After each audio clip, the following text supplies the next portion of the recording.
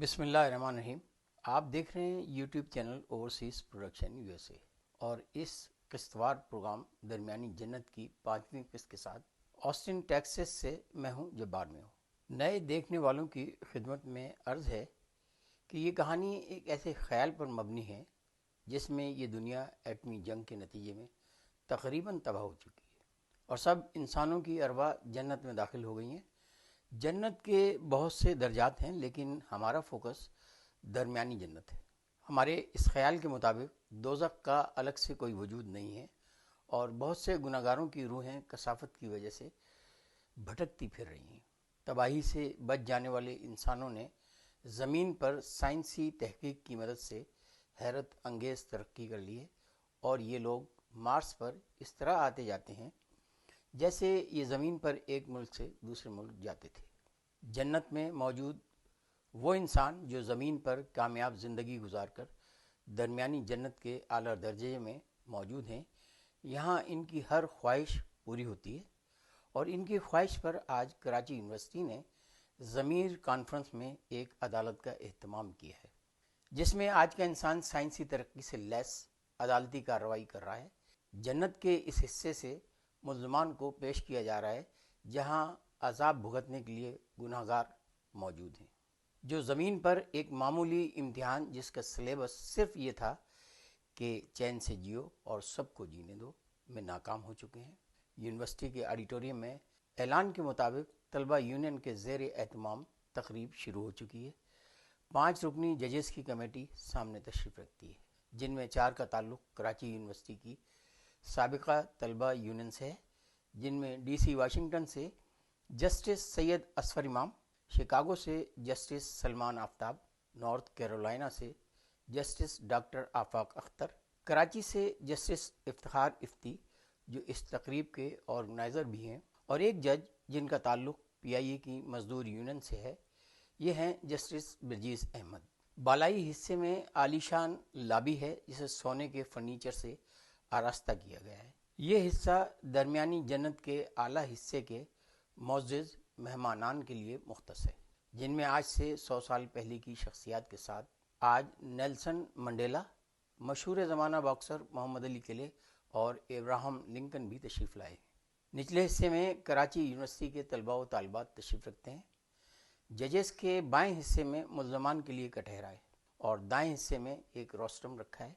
अदालती सिक्योरिटी के फ़राइज़ अंजाम देने के लिए सौलत मिर्ज़ा, सुहेल कमांडो, उज़ैर बलोच और कराची के 4 कन टुट्टे मौजूद हैं। ज़मीर कॉन्फ्रेंस में अदालत का आगाज़ होता है और बालाई लाबी में जो ही मुअज़्ज़िज़ मेहमानान तशरीफ़ लाते हैं तो जजेस समेत पूरा हाल इनकी ताज़ीम के लिए खड़ा होकर इनका इस्तकबाल करता है, चूँकि ये सब कुछ इनकी ख्वाहिश के नतीजे में हो रहा है। इसके साथ ही अरशद शरीफ कुर्सी सदारत की तरफ चले जाते हैं और कॉन्फ्रेंस शुरू होने का ऐलान करते हैं।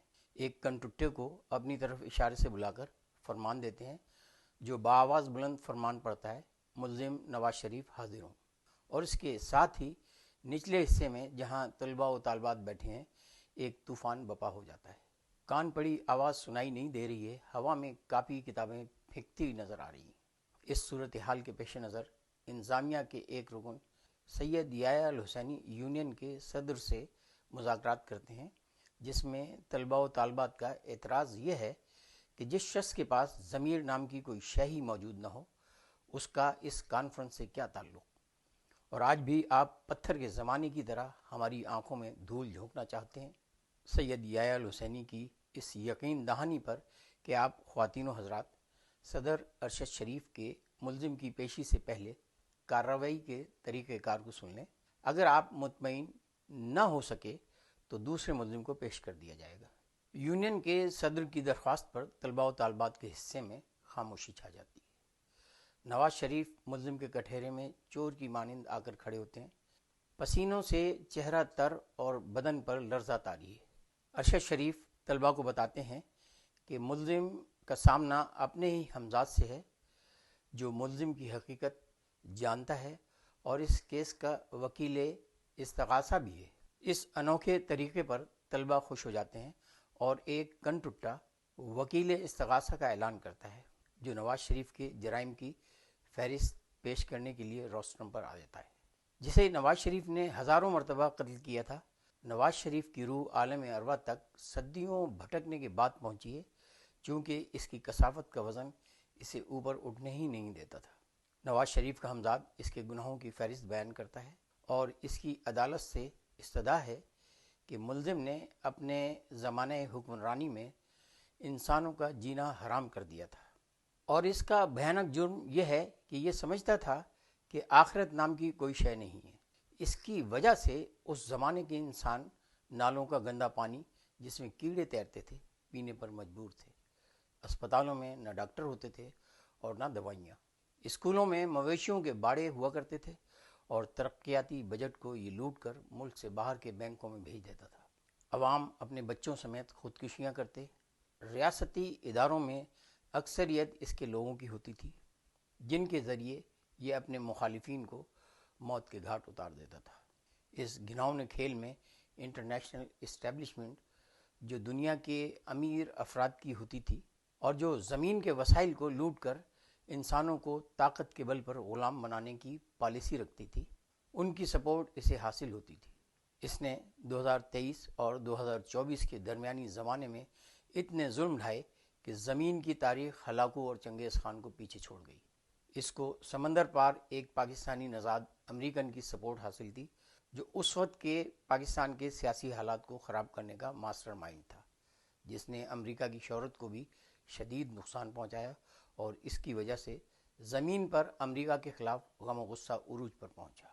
آخر میں عدالت سے استدعا کرتا ہوں کہ اس کو جنت کے گناہگاروں کے اس حصے میں جس میں مولانا فضل الرحمان ہو رکھا جائے، تاکہ انصاف کے تقاضے پورے ہو سکیں۔ پوری کارروائی سننے کے بعد جسٹس سید اصفر امام نے ملزم کو موقع دیتے ہوئے اپنے ڈیفینس میں بولنے کا کہا، لیکن اس وقت تک ملزم اپنے اوپر لگائے گئے الزامات سن کر بے ہوش ہو چکا تھا۔ عدالت نے 4-1 کی اکثریت سے ملزم کو جنت کے ایک ایسے حصے میں جانے کی سزا کا فیصلہ سنا دیا جہاں سیکیورٹی پر مامور افراد رہتے تھے، اور اس تیسری جنت کے اسی حصے میں عام انسان بھی ان کے ساتھ تھے، جن پر زمین تنگ کر دی گئی تھی، اور زمینی دنیا میں ہر طرح کے مظالم کا یہ لوگ شکار رہے تھے۔ ان میں یہ سیکیورٹی کے افراد بھی شامل تھے جنہوں نے ان پر ظلم کے پہاڑ توڑے تھے، انہیں قتل کیا تھا۔ یہ حصہ تمام سہولیات کے ساتھ ان مظلوموں کے لیے موجود تھا۔ عدالت کے اس فیصلے پر نیلسن منڈیلا نے حیرت کا اظہار کیا اور عدالت سے اس پر وضاحت چاہی جو اس حصے کے مہمانان خاص کے انسانوں کا حق تھا، اور عدالت نے اگلی سماعت پر وضاحت کا آرڈر دیتے ہوئے عدالت برخاست کرنے کا اعلان کر دیا۔ ملتے ہیں اگلی قسط نمبر 6 میں، جہاں نیلسن منڈیلا کے ساتھ جنرل پرویز مشرف بھی احجاج کے لیے غصے میں کھڑے ہو چکے تھے اور عدالت پر برہمی کا اظہار کر رہے تھے۔ میڈیا پر یہ خبر گردش کر رہی ہے کہ عدالت پر مقدمات کی بھرمار ہے اور ججز کی کمی کی وجہ سے ان ججوں پر مقدموں کا اتنا دباؤ ہے کہ یہ بیچارے اپنی معمول کی تعطیلات بھی نہیں لے سکتے۔ چونکہ دنیا میں بے قاعدگیاں اس حد تک ہو چکی تھیں کہ اللہ کے وجود سے انسانوں کا ایمان ختم ہو چکا تھا، ملاؤں نے مذہب کی تشریح اپنے بزنس کا حصہ بنا ڈالی تھی۔ اگلی قسط میں جہاں عدالت اپنے فیصلے پر معزز مہمانوں کے اعتراضات کا جواب دیتی ہے، جب تک کے لیے اللہ حافظ، یار باقی صحبت زندہ، امریکہ و پاکستان زندہ باد۔